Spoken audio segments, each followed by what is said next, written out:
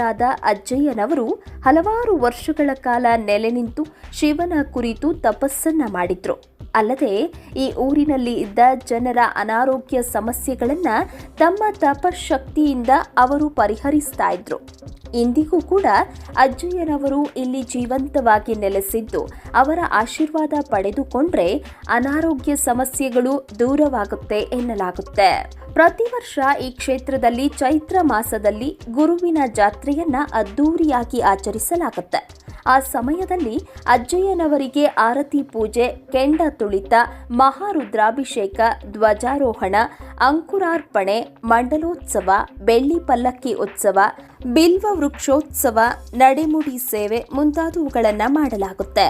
ಈ ಸಮಯದಲ್ಲಿ ಲಕ್ಷಾಂತರ ಮಂದಿ ಇಲ್ಲಿಗೆ ಭೇಟಿ ನೀಡಿ ಅಜ್ಜಯ್ಯನವರ ದರ್ಶನ ಪಡೆದು ಕೃತಾರ್ಥರಾಗ್ತಾರೆ. ಪವಾಡ ಪುರುಷ ಜೇನುಕಲ್ಲು ಸಿದ್ದೇಶ್ವರ